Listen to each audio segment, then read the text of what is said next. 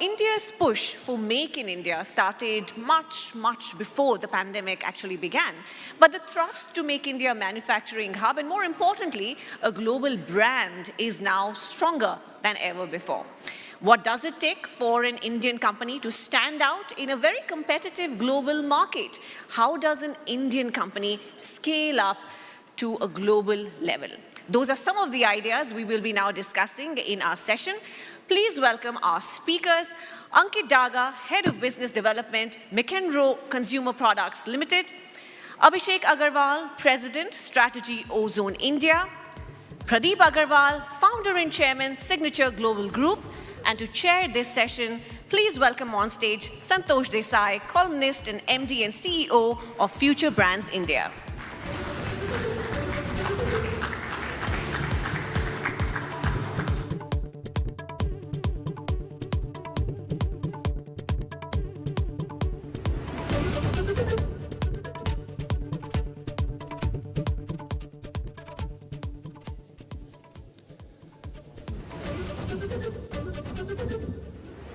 Thank you very much.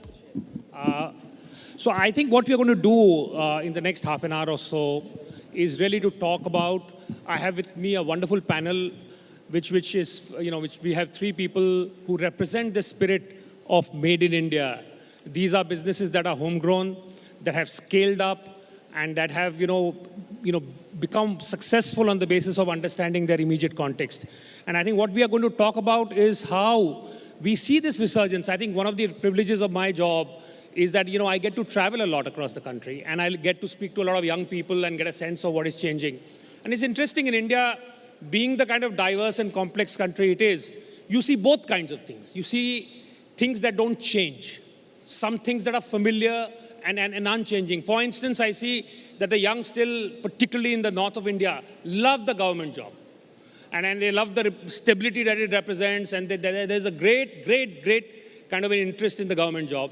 But on the other hand, on the completely opposite end of the spectrum, there is this tremendous rising interest in the idea of becoming an entrepreneur, in the idea of creating something. It could be something as small as your own YouTube channel, or it could be something which is building a really massive business. But you are seeing a tremendous resurgence of the idea of doing something and building something locally.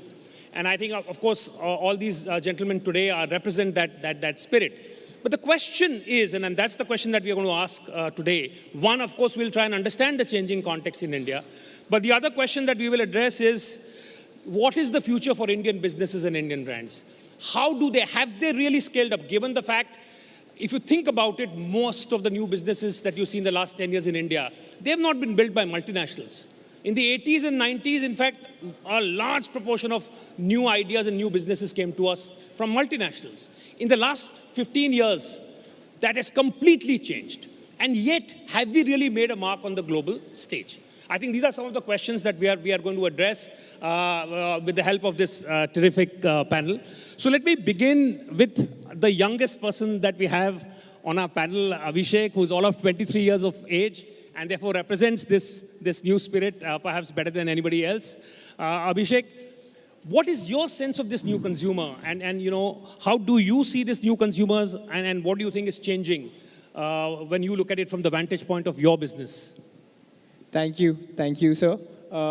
So for us, we see the new consumer being much more conscious about the quality of products that they're consuming. With the proliferation of cheap data, there is a lot of access to aspirational content, different brands, different qualities, right? So for us, we saw that the new consumer, especially accelerated by COVID, is much more conscious of the brands that they're buying, the qualities that they're buying, and they're also looking that the brands that they buy provide them with solutions. There has also been an increase in the kind of purchasing power that we see. So we're in the building material space, in the architectural hardware and security solutions space. So here we see that consumers, especially homeowners, they really care about what they're putting into their homes, the kinds of brands that they're putting into homes. And we're seeing that tier 2, tier 3 markets are really booming. And that's where we're trying to go, where we're trying to connect with the end consumer in tier 2, tier 3 markets and provide them with end solutions. Ankit, Abhishek just mentioned the idea that, you are seeing this, the growth in the tier 2, tier 3 markets, the kind of so-called Bharat kind of markets. What is your experience and how do you see this really take shape? I think so. India, of late, from what we see, has been taking a lot of pride in being Indian. And, we've had multiple data points to suggest how the consumer has forced multiple brands, multiple agencies, even media houses to go vernacular, to reach out to them in their own language. This sort of confidence in the consumer has not been, emanating usually. And, when we remind ourselves of the 80s and 90s, we see a lot of mass brand communication. All of a sudden, the consumer now demands, has much more power than what the brands had. So it's forcing, and it's a very lovely journey for brands as well, to create for that individual niche, to create and talk to that individual niche. Because all of a sudden, we see that there's a lot of pride, there's a lot of amalgamation. And the other pointer that, comes to light is how India, after a long time, is uniting. And that's uniting because of brands, because of work that we've been doing. We see Punjabi songs all across the nation. One fine day, a Punjabi rock star launches a song on YouTube, he's trending. At the same time, a South Indian movie making waves up north shows that there was the great barrier that, India had with the north and the south, east and the west, sort of because of the multiple advancements with the technology, now seems to be diluting. And there's that immense amount of power that the consumer now enjoys. And it's lovely for brands like us to create and curate things for them. We are in the fragrance business and we love doing that. When the consumer demands something for themselves, that's where we sort of tip the iceberg for them. That's the idea. Pradeep, real estate is one of those sectors which really, is the heart. The housing need is something which is such a basic need. So from that perspective, how have you seen, what is your sense of how things are changing? What is really rising and what kind of aspirations are coming to the fore? First of all, thank you. आपने इतने young panel में मुझे बुलाया. जी. इसके लिए आपका बहुत बहुत शुक्रिया. Of course, ये जो डिकेड अगले लास्ट अगर 7-8 साल की अगर हम बात करें जी, सो मुझे लगता है इंडिया के अंदर एक एनर्जी जनरेट हुई है. आप इसे किसी पॉलिटिकल एंगल से ना देखें, मुझे लगता है कि एक डिफरेंट इंडिया, न्यू इंडिया दिखाई दे रहा है. मैं रियल एस्टेट को बिलोंग करता हूं, तो मैंने देखा है कि पिछले 6-7 साल में जो रियल एस्टेट सेक्टर सबसे ज़्यादा कहीं ना कहीं किसी ना किसी एंगल से आप उसे कह सकते हैं कि बदनाम था, कि ये प्रॉब्लम है, बहुत सारे होम बायर्स को घर नहीं मिले. लेकिन जब से जो गवर्नमेंट है उसका माइंडसेट क्लियर रहा कि जो चीज़ें डिस्कस हो रही हैं वो मिलनी चाहिए कंज्यूमर को, तो उसने ऐसी पॉलिसी ड्राइव की. आप ये देखिए 2015 में मोदी जी ने अनाउंस किया हाउसिंग फॉर ऑल बाय 2022. एक होता है पॉलिसी का अनाउंसमेंट करना, एक होता है एग्जीक्यूट करना. कैन यू बिलीव कि 2021 तक ही लगभग 1,15,00,000 से भी ज़्यादा घरों को अप्रूवल मिल चुकी थी. लगभग 97 लाख घर ग्राउंडेड थे और लगभग 56 लाख घर लोगों को डिलीवर हो चुके थे. और उसके लिए पॉलिसीज़ बनाई गई प्रधानमंत्री आवास योजना जैसी, जिससे एक जो कॉमन मैन है, एक ऐसा पर्सन जिसकी हाउस होल्ड इनकम केवल 50,000 रुपये है, उसको कैसे कम से कम EMI में क्वालिटी घर प्रोवाइड कराए जा सके. रेगुलेटर इन प्लेस किया जिससे जो डेवलपर हैं वो राइट मैनर में इस काम को करें. तो मुझे लगता है कि ये पूरा का पूरा इकोसिस्टम जो है वो कहीं ना कहीं जब कोई एक इंडस्ट्री रन करती है तो उससे डराइव होने लगता है. जैसा अभिषेक ने अभी कहा कि वो भी होम फर्निशिंग ऐसी चीज़ों में काम कर रहे हैं. माइंडसेट चेंज हो गया है कि एक होता है कि केवल और केवल प्रॉफिटेबल बिजनेस पे काम करना, एक है क्वांटम बेस्ड बिजनेस पे काम करना और उससे अपने ब्रांड को बनाना. आई थिंक सो आज की डेट में जो अफोर्डेबल हाउसिंग है वो एक ऐसा सेगमेंट बन चुका है जिससे टॉप से बॉटम तक एक जॉब क्रिएशन हो रहा है और उसके बाद एक कॉमन मैन को घर मिल रहा है और क्वालिटी घर मिल रहा है।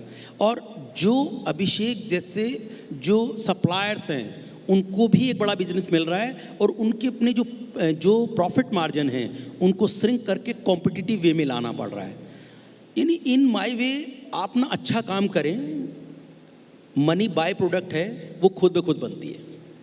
तो ये बताइए कि जैसे आपने कहा अफोर्डेबल हाउसिंग की बात की, तो कुछ इनोवेशंस आए हैं? क्योंकि हमेशा ये माना जाता था कि भाई to actually deliver a product which is of a good quality, given the kind of prices and given the kind of the infrastructure that we had, वो हमेशा एक तरह की दिक्कत मानी जाती थी। तो क्या कुछ इनोवेशंस हुए हैं यहाँ जो आप जिसके बारे में आप बताना चाहेंगे? यस, बिल्कुल। देखिए, जब आप किसी भी मास हाउसिंग को क्रिएट करते हैं तो बिना टेक्नोलॉजी के वो क्रिएट हो नहीं सकते। आपको ऐसी टेक्नोलॉजी उनके अंदर लानी पड़ेगी जिससे ज़्यादा जल्दी घर बन सके और क्वालिटी बेस बन सके। आज इंडिया के अंदर जो रियल एस्टेट है टेक्नोलॉजी के अंदर इस वक्त सबसे ज़्यादा एडवांस हो चुका है। जितने भी मेट्रो सिटीज़ में हैं जिसमें ग्रेड ए डेवलपर काम कर रहे हैं, ब्रांडेड डेवलपर काम कर रहे हैं, वो टेक्नोलॉजी का इन्वॉल्वमेंट प्रॉपर कर रहे हैं। और इसीलिए ये हो पा रहा है कि जब आप करोड्स ऑफ करोड्स घर बना रहे हैं, आप यानी एक नंबर्स देखिए, मैं बड़ा सिंप्लीफाई करूं इसे, 2030 तक लगभग 6 करोड़ घरों की नीड है, बिकॉज अर्बनाइजेशन जो है वो बड़ी संख्या में हो रहा है। अगर 6 करोड़ घर आपको अगले यानी 1 करोड़ घर बनाए हैं और अगले 8 साल में लगभग 5 करोड़ घर और बनाने हैं, तो इसके लिए टेक्नोलॉजी की नीड होगी। और ऐसी टेक्नोलॉजी जो आज की डेट में वर्ल्ड में बहुत जगह यूज़ हो रही है। आज आप चाइना की बात करें, हांगकांग की बात करें, सिंगापुर की बात करें, तो वहाँ पे घर बनाने का जो टाइम है वो 12 महीने से 18 महीने का है। इंडिया में आज भी ये टाइम 4 साल का है। मुझे लगता है जो टेक्नोलॉजी है वो बहुत बड़ा रोल प्ले करने वाली है आने वाले टाइम में। एक चीज़ जो what Ankit had, one thing that you had mentioned, Ankit, was this the fact that this kind of the fact that the differences across regions etc. seem to be narrowing, and there is in some senses a sense of a common kind of a mindset, or at least common reference points that seems to be emerging. Does this not contrast with the idea that actually more and more businesses have to actually pay more attention to regional differences, or the fact that they have to customize their strategies for individual regions? So, I mean, how do you reconcile these two different kind of ideas? To be very fair, it's not about bifurcating and looking at different sections of the community or states essentially. It's more about creating relevance. The point of view that came across was the consumer now demanding more power from the brands back, whereas a national level television campaign would have worked essentially well for brands, or let's say a mass product at multiple lengths would have roamed across from Delhi to Kanyakumari per se. Each state and each preferences in tastes are now being catered by multiple brands. Yes, there are consumers who now take pride in wearing their, in speaking the language, in wearing their own custom clothes. So that is where the brands see an opportunity. It's not largely a force at hand also, because we are opportunistic people at the end of the day. And wherever we find that we are able to connect to the consumers, that's where we raise our hand saying that, hey, I'm here and I'm available for you. So that's the sort of mindset that comes in. There's a lot of confidence that the consumer now has in terms of speaking in vernacular, conversing in vernacular. Earlier, there would be sessions of, people wanting to learn English, people wanting to consume English. We still remember the era where newspapers would, it was a precedent to be able to read an English newspaper. But now it's a matter of pride that I still have my Hindi or a Bengali newspaper at my place. That's where the brands come into picture and state that, we want to raise our hand that, hey, we are here for the people who want to do that as well. Abhishek, what is your view on this? Yeah, so to echo Ankit, I think that as brands, we need to be conscious that a consumer is now asking the question, why should we care about you, right? Why? It's not necessarily enough to just supply a product, but what is the message that is there associated with your brand? And then additionally, yes, I think that the brands or consumers actually care about, their regional differences. Yes, there is more consumption across the board of multimedia, but you still care about what regionally your differences are. So as a strategy, we are also focusing on communications and products that can be specific to different regions within the country. Pradeep, हम जब बात कर रहे थे तो आपने ये mention किया था कि कोविड की वजह से काफ़ी चेंजेस आए थे और उसकी वजह से कुछ नई अपॉर्चुनिटीज़ भी दिख रही हैं. तो क्या आप किस तरह का कोविड की वजह से क्या चेंजेस आए हैं आप? ऑफ कोर्स, यानी रियल एस्टेट में अगर कोई चीज़ जान डालने वाली है तो वो कोविड है, ब्लेसिंग इन डिस्गाइज. आज आप देखिए, बिफोर कोविड जो सीन था, मैंने बहुत सारे लोगों को देखा जब वो घर के लिए डिसीजन लेते थे, सो वो कंपेयर कर रहे होते थे कि जो हाउसिंग यील्ड है वो नॉर्मली डराइव करती है 2.5% के नियर अबाउट, एंड मार्केट में जो अदर अपॉर्चुनिटी थी वो 8%, 9% और मोर देन 10%. सो नॉर्मली उसका माइंडसेट रहता था कि मैं जो अपनी इन्वेस्टमेंट है हायर यील्ड में इन्वेस्ट करूं और अपने लिए जो घर है वो मैं रेंट पे भी बियर कर सकता हूँ. माइट भी मैं जहाँ काम करता हूँ उसके सराउंडिंग ही ले लूँ, क्यों मुझे ज़रूरत है कि मैं एक घर परचेज़ करूँ. लेकिन आप देखिए कोविड ने क्या चेंज किया. जब कोविड की फर्स्ट वेव आई तो उस वक्त लोगों ने जो किराए के मकानों में थे उन लोगों ने पहली बार पूरा बिहेवियरल चेंज देखा अपने लैंडलॉर्ड के अंदर, कि क्योंकि यानी सिचुएशन बिल्कुल एंटायरली चेंज थी.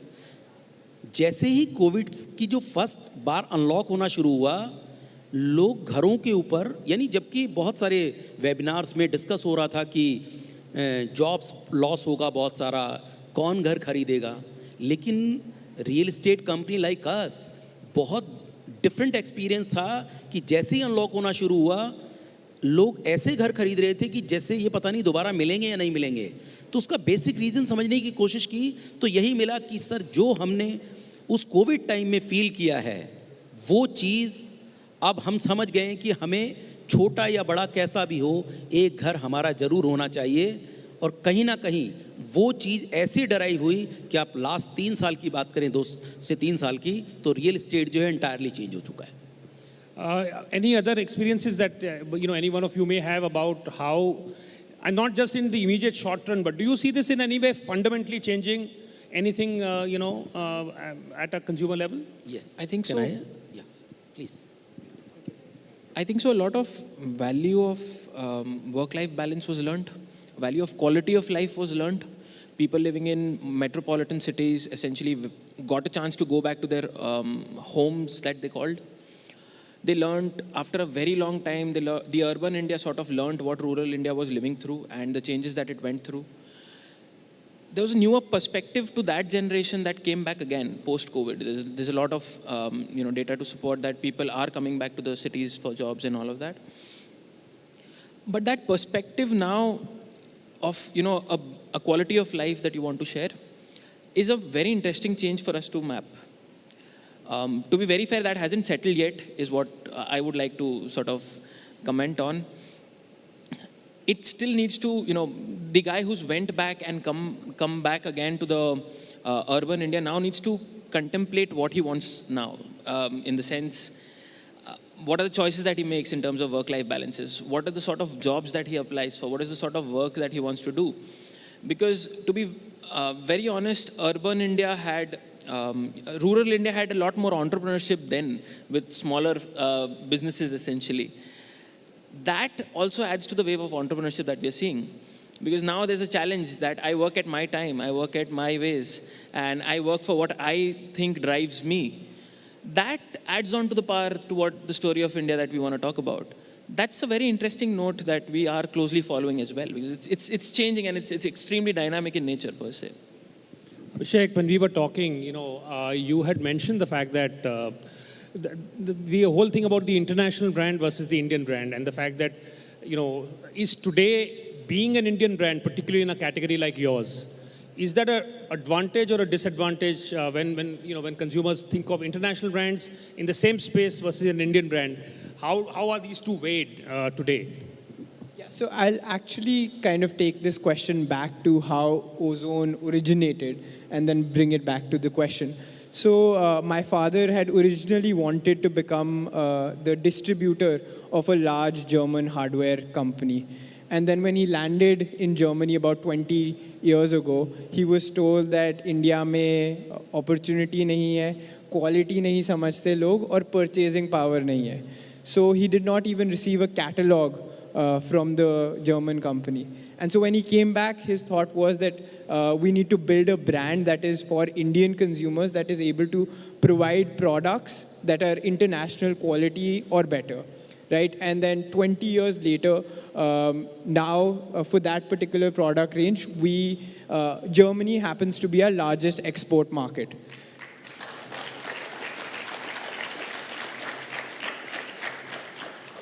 So that is not just an evolution of ozone, but that's an evolution of brand India. It's the evolution of how India is being perceived at a global stage. It's not just about labor arbitrage or outsourcing anymore. I think, and also many people in this room have showcased the power of Indian brands going global, the kind of technology, services, and products that we have the capability of creating, right? So I think there has been a shift in the global perception. However, to add to this, another illustration or example that we faced as ozone is that sometimes when we, within India, bid for government projects or big builder projects, there is a discount that is given to an Indian manufacturer. कि Indian manufacturer है तो पता नहीं quality सही होगी या service उस quality की मिलेगी versus a French or an Italian or a German manufacturer, right? So for the brand India to continue growing, it needs to start with each and every one of us in each and every one of our daily consumption habits. We need to put Indian brands and homegrown brands out there. We need to get it out of our minds that European hai to automatically superior hai, right? So once we start doing that in our daily life, right, that's when brand India will evolve. That's when we will continue growing in an international market. So that's well said, Abhishek. But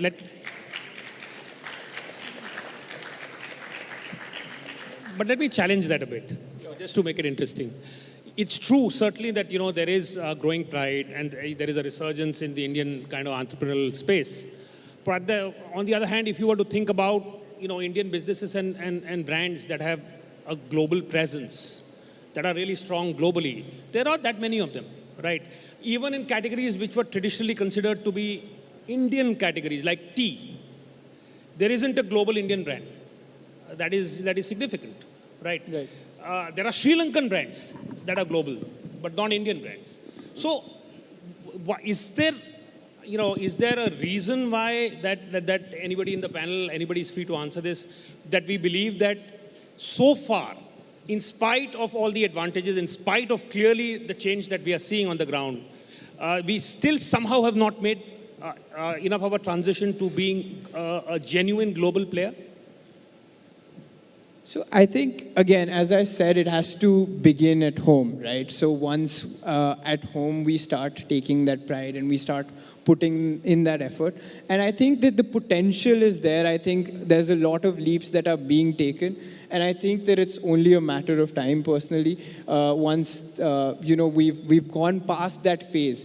For the past 25, 30 years of globalization within India, there was a lot more export of services, right? But now that India has started producing more technology and more products, I think it's only a matter of time before we're able to go into different categories in a global manner. Ankit? Actually, if you look at it in the perspective of time, we were under a rule of a European body for about 200 plus years.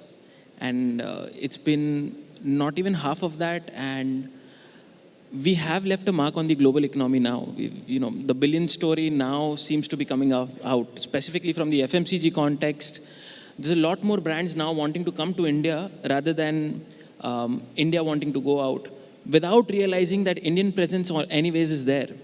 As a thorough marketer, we've seen FMCG brands that were core Indian brands to tap into the Indian diaspora in their economies to now finally taking a step. I'm very honored to see that one of the largest ports of the globe is now sponsored by an Indian organization. And that's the first time that's happened. And that's very inspirational for someone like us, the younger generation who's now, what happened to us about, I think so 80, 85 years old ago, we've now managed to change that 200 years of pressure, dominance in less than half the time. And we are on, the verdict of India being the golden bird that we've only read of with historians per se. I feel that it's a newer breed of people that are wanting to live in that in their own ways. Maybe some are highly aspirational, maybe some are not, but they are leaving a mark essentially, and that's what sort of drives people like us. Pradeep, मैं आपसे अगर ये पूछूं कि क्या ये एक कारण ये है शायद कि इंडियन मार्केट भी लार्ज है, यहाँ भी अपॉर्चुनिटीज़ अभी बहुत हैं, या कोई एक माइंडसेट शिफ्ट की क्या ज़रूरत है? अगर हम कहें कि भाई ग्लोबल अगर आपको प्लेयर बनना है तो क्या कोई तरह का अंदर अभी जिस तरह से हम सोचते हैं उसमें कोई बदलाव लाने की ज़रूरत है या ज़रूरत नहीं है? आपको क्या लगता है? सो फर्स्ट ऑफ ऑल मैं इसको इस तरीके से कहूँगा कि जो आज का जो कंज्यूमर बिहेवियर है वो बहुत कंज्यूमर इन्फॉर्म्ड हो चुका है. आज कोई भी प्रोडक्ट आप उसे अगर सर्व कर रहे हैं और उसकी क्वालिटी अप टू मार्क नहीं है, सो आप उस ब्रांड को इस्टेब्लिश नहीं कर सकते. इन टर्म्स ऑफ मनी तो एटलीस्ट नहीं कर सकते कि आप उसका प्राइस कम ज़्यादा करें. मुझे लगता है आज सबसे ज़्यादा ज़रूरी है कि आप क्वालिटी चीज़ें उनको डिलीवर करें, क्वालिटी के ऊपर फोकस करें, तो जो आपका कस्टमर है वही आपका खुद ही ब्रांड एम्बेसडर बन जाता है.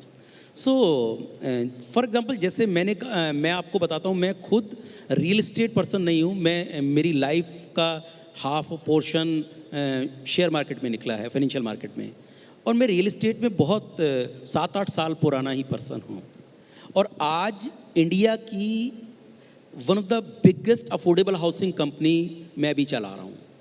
सो ये कैसे पॉसिबल है कि आप क्वालिटी डिलीवर करें, आप जो कमिटमेंट कर रहे हैं उनसे वो डिलीवर करें.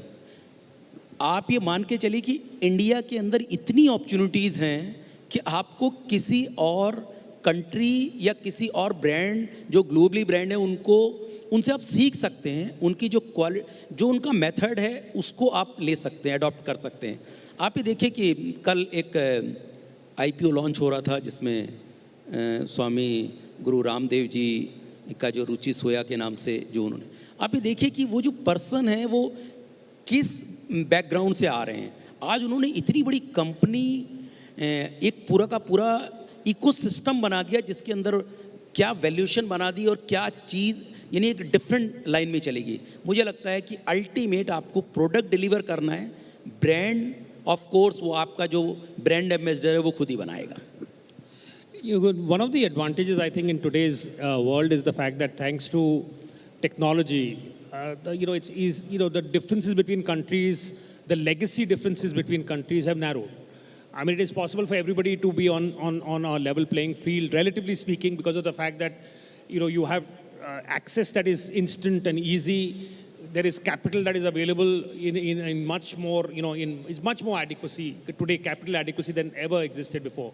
Given all this, do you think technology is likely to be a big driver in taking Indian businesses and brands globally, Abhishek? Do you see the role, a big opportunity that technology is giving us? So I think technology is a great equalizer, right? It helps provide opportunities to people, and I think that's where it has the largest potential. I think end consumers are also looking for technology. I think there is a democratization of data. There's a democratization of opportunity that technology is able to provide, which then helps companies build products or services that are able to go global. Ankit, do you see this? I think technology is something that has reduced time lags. Gestation period per se has reduced because of technology. That has made us more impatient. That has made everyone more impatient in all senses. That gives us a unique opportunity to think more, maybe aspire to do more and do more faster. What has happened of late is capital no longer is a restraint in the economy, because there's free-flowing capital to throw at ideas that might click, that might not, but there's enough amount of risk appetite that the economy now has. Keeping that in mind, for a country like India to go global is much easier, because we now all of a sudden find ourselves at a much even pace, at a much, at a very good par or at arm's length to what earlier couldn't happen. Logistics times have shrunk.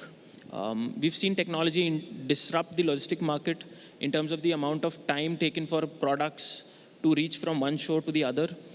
We've seen understanding of consumer ethos become easier. So for brands who are deeply invested in understanding who the consumer is and what their preferences are, that has become more sure, that has become more apt. That gives us immense amount of potential as an organization, as a country, to be more better poised for the opportunities that we had. It's easier for us to get registrations, get legal checks, get legalities done in multiple countries at one single go. At the same time, what has also changed because of technology is within the Indian subcontinent, India has, and Indians per se, have gained a lot more respect over the last few years because of their trade practices. Of course, there's a lot of work, like Abhishek was mentioning, that needs to be done at each individual as an Indian level, so that we uphold that trust that we are sort of wanting to build in the in the global economy. That part, with the technology, spreading the word of mouth for a marketer per se, was very integral for us to build on brands. That word of mouth can spread like wildfire given because of the likes of social media. That's the change that we sort of want to understand.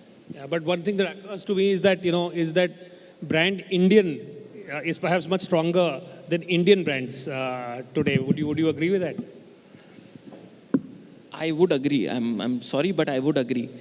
But that gives us a leeway. That's a door of opportunity for us to latch on, right?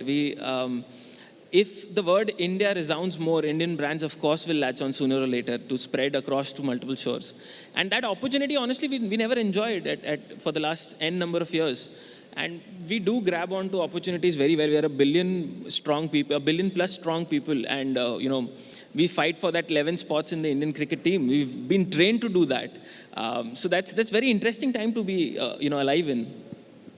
Pradeep, ये जो normally जब हम बात करते हैं कि भाई अगर इंडिया को ग्लोबल जाना है और इंडियन बिजनेसेस को ग्लोबल जाना है, तो शायद मौका सबसे ज़्यादा होगा सर्विसेज में, और जबकि एक तरह से दूसरी तरफ ये जो स्ट्रैटेजी है वो कहें कि नहीं, जब तक आपका मैन्युफैक्चरिंग बेस स्ट्रांग नहीं हो तब तक आप ट्रूली ग्लोबल नहीं बन सकते. तो आपका क्या, what is your point of view इसमें?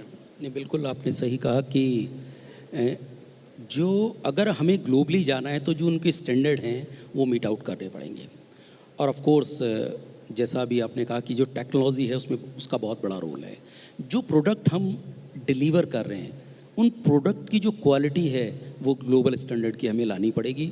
अभी क्या है कि क्योंकि इंडिया में जो प्रोडक्ट की जो बनाने की जो माइंडसेट है वो है कि उसको कैसे रीजनेबल प्राइस पे बनाया जाए, तो उसके अंदर कहीं ना कहीं कॉम्प्रोमाइज़ होता है. आई थिंक सो जो टेक्नोलॉजी है उसमें एक बहुत बड़ा रोल प्ले करेगी. एक चीज़ बस इसमें बी कैजुअल में इसमें मेरे को स्कूल में बचपन में पढ़ाते थे कि एक खेत को, 1 एकड़ को अगर 4 लोग एक दिन में जोतते हैं तो 1 एकड़ को एक आदमी कितने दिन में जोतेगा. तो आज का जो पर्सन है वो ये कहता है 1 घंटे में, क्योंकि टेक्नोलॉजी आ चुकी है. सो आई थिंक सो जो माइंडसेट है वो बिल्कुल चेंज हो चुका है. और जो प्रोडक्ट हैं, जैसे यंग जेम्स आपके सामने बैठे, इनका माइंडसेट है कि क्वालिटी प्रोडक्ट डिलीवर करना है. कंपेयर कहाँ से करना है कि जो ग्लोबली प्रोडक्ट बन रहे हैं, क्योंकि जो फाइट है वो इसी चीज़ की है. क्योंकि आज जो कस्टमर है वो सोशल मीडिया पे इतना एक्टिव है कि सारे के सारे प्रोडक्ट उसके सामने हैं, वो इजीली कंपेयर कर सकता है. एक बार वो ऑर्डर करता है, दूसरी बार वो उस वेबसाइट पे या उस प्रोडक्ट की तरफ जाएगा नहीं अगर क्वालिटी डिलीवर नहीं है. तो I think so it's my view कि जो ग्लोबल स्टैंडर्ड है वो मैच करने पड़ेंगे और वो होंगे. So let me ask the younger panelists this, that do you think the future, if we were to look at a strategy for going global, is it likely to be more in the Web3 sort of space, or is it likely to be more in more traditional sectors? I think so. One can't go without the other currently. It's practically impossible to, at least in the lifestyle space that we belong, to neglect Web 3.0 and not have a existence in the physical realm as well. So it needs to be in tandem and one taking care of the other that ways. Abhishek? So I think Web3, the beauty of Web3 is that Web3 doesn't care whether they are Indian or American or Portuguese, right? Web3 exists in a much more decentralized network. So of course there is opportunity there, and as I said, there is democratized opportunity in technology, right? But so yes, I'm sure Indian brands and Indian individuals will create a lot of differentiation within Web3, but that's not the only place that technology, where India can go into with technology. I think the kinds of softwares that we're producing or the kinds of products that we're producing has the potential to go global. So I think those are two separate tracks. Okay, so let's open this out. Let's see what if there are any questions that the audience has that of our panelists. Can we circulate some mics, etc. If there are questions, please.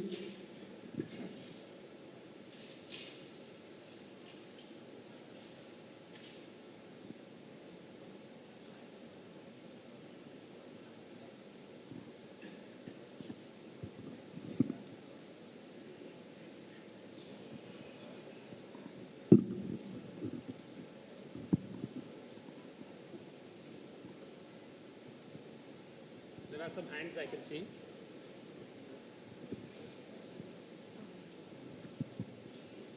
Abhishek, hi. Can you hear me?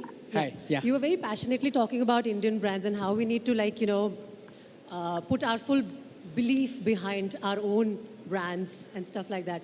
But it's also a fact that a lot of times we do get disappointed in terms of the quality when we start comparing. Do you think we are at that stage when we can compete in quality in most of the spheres? Like, your field of play may be different than a lot of other things that we might use in our daily usage. But to compete at an international level with brands where made in India is actually a brand to reckon with, you think we are ready to be there already? So that's a fair point. My point was that, sometimes what happens is there's an automatic assumption that there may be a difference in quality due to an Indian manufacturer, right? That's the difference, right? An Italian product may be superior, sure, right? And maybe in a lot of sectors, India will take time, Indian manufacturing and services will take time to catch up. But my point was more related that it deserves a fair shot and that we need to get it out of that automatic subconscious reaction when we're choosing between, let's say, an Italian brand and an Indian brand for a product that may be there. That is something that we need to look at. But in that sense, somebody has worked hard over decades to get to that Italian brand. And if I have the money to spend, frankly, would I not be, in the right frame of mind to compare that, okay, I'm getting in this much money an international brand and in this much money an Indian brand. So it's only, I think, legitimate that I compare and then I go for someone who's proved themselves over the years. That's why maybe you suffer from the assumption. Isn't that fair? Like from a consumer's point of view? Yeah, so I think that's perfectly fair to make that comparison and reach the conclusion that yes, there is a quality difference and I can afford it, and so I want to choose the Italian brand. My point is that we need to just be careful in the way that we're comparing and just be more broad-minded during that comparison journey. Hello, I have a question. Okay. You were into business and see, everybody is earning in a very hard way. So why should I go for the brand just because that is Indian? I didn't catch that. I'm saying that when there is a choice, it's a global market, right? So when I'm choosing with my hard-earned money, then why will I go because it's not a movement which I am going to sponsor. It's an open market. Then why will I choose Indian brand over? Because there are, even in the smallest, there are brands, definitely, they made very big in India. They proved themselves, they competed. But just because it's Indian brand, can you expect a consumer to buy it just because it's Indian and I'm an Indian? If I could take that one. One, there's an idea of giving back to the community that we are associated with. Not, of course, everybody, sort of partakes in that. But there are categories like which we operate in, wherein, to be very fair, a product made in India and made for India is much better oriented than something that comes in from a Europe or a US. The reasons is we do understand skin types, we do understand climatic conditions, we do understand what goes in our system in terms of food, because we deal in fragrances. Technically, any European fragrance is meant to last in about a 13, 14 degree as a temperature would be about a 2-hour game. The amount of spice that goes around in India cannot be matched in terms of the aroma that a fragrance should give. Hence, we actually do take a lot of pride in creating and curating those fragrances for India and for the Indians, because it is honestly a much better product that is suited for the country here and for the people living in, in India that ways.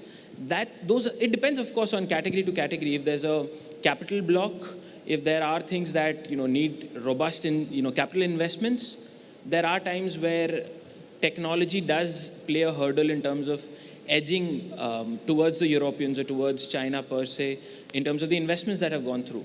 But there are multiple categories that if we sort of keep our eyes open and minds open without a marketing gimmick in the head that whatever comes in as an import is very nice, we do give an opportunity for a local to grow. That's the interesting part of it.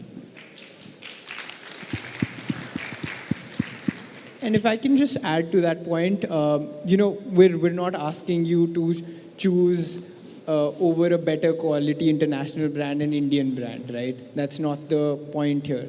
The point is, it's a limited point in terms of giving it a fair shot and looking at how we are comparing different brands.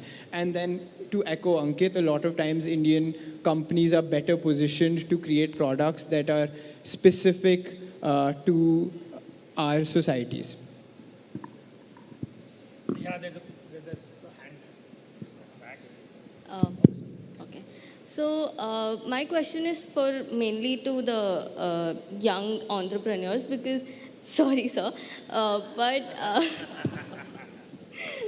because I want to know that since you guys have just started, no matter what, so many experienced people are around you, you are new. That is a fact, right?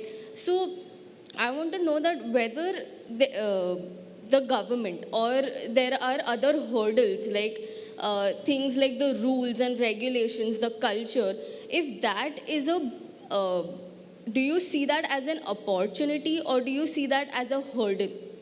Do you feel like the rules and regulations could be better so that your entrepreneurial objectives would match better for India or, yeah?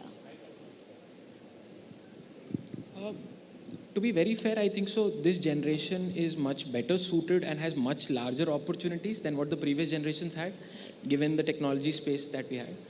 Plus, I personally view the generation gap in the eyes of market share. These guys have created a market share for themselves. They're not wanting to lose. It's our job to get it from them. So if I struggle for it, I get it. If somebody doesn't, it doesn't. But we definitely are much more opportune and we have a lot more opportunity given the technological space, given the education that has been imparted onto us and the exposure that social media and the likes of an Earning India has given us. We are in a much better fit than what the earlier generations were at any given point of time to take to grab all of the opportunity per se. I also think the barrier to entry has reduced, right?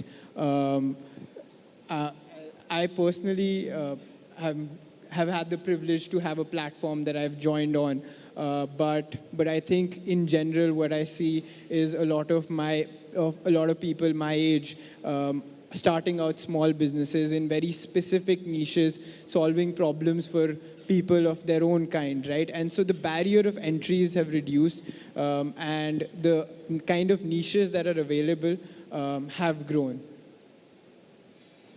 Thank you. I think there was one hand there. That's the last question we can take. So if you can just go there, yes. Thank you for the opportunity. Going global means competing with the global brands in terms of quantity, quality, price. And while doing so, are we actually creating jobs in India? That's the question. Thank you. More jobs. So, in terms of real estate, I think so. कि ये जितनी भी opportunity create हो रही है इससे job जो India में है वो बहुत ह्यूज जॉब क्रिएशन होने वाला है आने वाले 5-7 साल में आप देखेंगे कि एक बहुत बड़ा जॉब क्रिएशन इंडिया में ऑन द वे है ऑफ कोर्स पूरा का पूरा इकोसिस्टम रन करने लगा है इस वक्त जितनी भी चीज़ें आप देखें कहीं एक एनर्जी है इस सिस्टम में आई थिंक सो मुझे लगता है कि एक जॉब क्रिएशन का बहुत बड़ा मॉडल आपको अगले कुछ सालों में नज़र आएगा क्योंकि डिस्कशन हो रहा था क्वालिटी पे और कस्टमर की जो चॉइस है उसके ऊपर तो मेरा उस पर यह कहना है कि कस्टमर इज़ किंग सो उसको अल्टीमेट जो क्वालिटी है अगर हम ग्लोबल स्टैंडर्ड की देंगे तो ऑफ कोर्स हम उनसे कम्पीट कर पाएंगे और जो हमारा इंडियन कंज्यूमर है वो कहीं ना कहीं सेंटिमेंटल है मुझे लगता है कि अगर हम उनको क्वालिटी डिलीवर कर रहे हैं तो definitely they will vote us With that, I think I will thank my panelists. We had the benefit of experience and the benefit of youth, and we heard a diversity of viewpoints, and the audience for raising some interesting questions. Thank you very much. Pleasure. Thank you.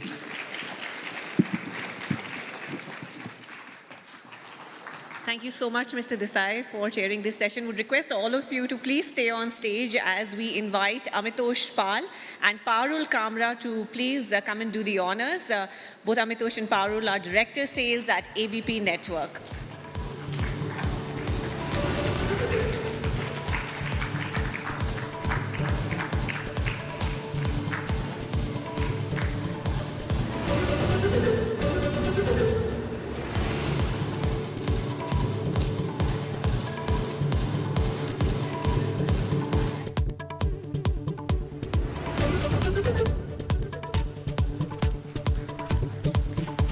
Ladies and gentlemen, a big round of applause for all our guests and the chair.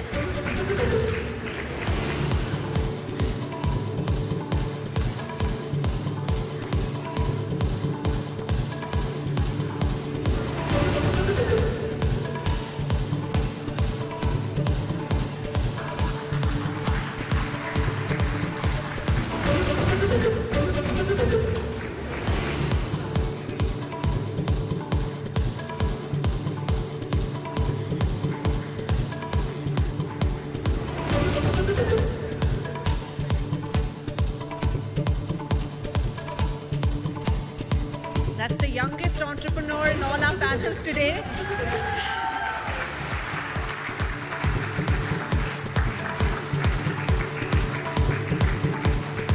Thank you all very, very much for doing the honors. To Mr. Desai and all our speakers, thank you for a wonderful session.